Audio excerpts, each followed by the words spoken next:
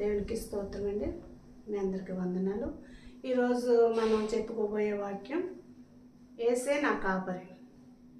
యేసే నా కాపరి అనే వాక్యం ఎక్కడుందంటే యోహాను పత్రిక, యోహాను సువార్త 10వ అధ్యాయం 11వ వచనంలో చూసుకుంటే నేను గొర్రెలకు మంచి కాపరిని. యేసే ఏమంటున్నారంటే ఈయన స్వయంగా చెప్పిన దేవుడు, నేను గొర్రెలకు మంచి కాపరిని, మంచి కాపరిని, గొర్రెల కొరకు నా ప్రాణం పెడతానంటున్నారు ఆయన. కాపరి అంటే ప్రాణం పెట్టేవాడే కాపరి. గొర్రెల కొరకు తన ప్రాణం పెట్టేవాడు కాపరి. యేసయ్య మన కొరకు ప్రాణం పెట్టాడు కాబట్టి ఆయన మనకి మంచి కాపరి.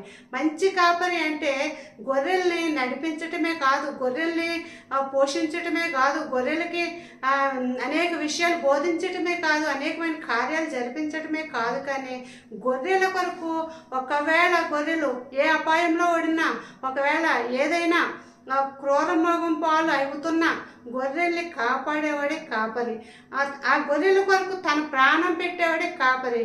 కాబట్టి యేసయ్య మన కొరకు ప్రాణం పెట్టారు. యేసయ్య మన కొరకు రక్తం కాచారు. ఆయన మన కొరకు కాచిన రక్తం ద్వారా మనకి పాప క్షమాపణ కలిగింది. యేసయ్యే మనకి కాపరి. నేనే మీకు గొర్రెలకు మంచి కాపరిని అన్నారు ఆయన.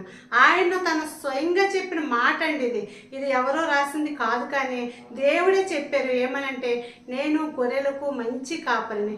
అలాగే పాత నిబంధనలో కీర్తనల గ్రంథం 23వ అధ్యాయంలో దావీదు రాజు ఆయన అన్నారు, యెహోవా నా కాపరి, యెహోవాయే నా కాపరిగా ఉన్నారు కాబట్టి నాకు ఏలేమీ కలగదు.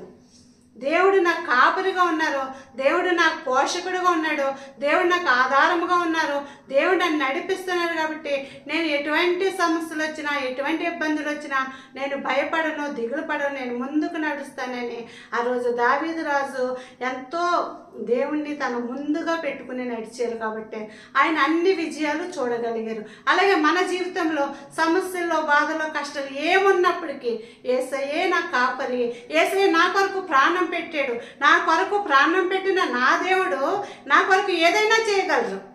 నా బాధలు తీసివేయలేరా, నా కష్టాలు తీసివేయలేరా, నా అప్పుల సమస్యలు తీసివేయలేరా, నా ఆర్థిక ఇబ్బందులు తీసివేయలేరా, నా అనారోగ్యాన్ని తీసివేయలేరా. దేవుడు మన కాపరిగా ఉన్నారు కాబట్టి మనం ఏదైనా చేయగలరు. ఎందుకంటే ఆయన మన కొరకు తన ప్రాణాన్ని పెట్టారు, మన కొరకు తన రక్తాన్ని కాచారు, మన కొరకు ఆయన బలి అయిపోయారు.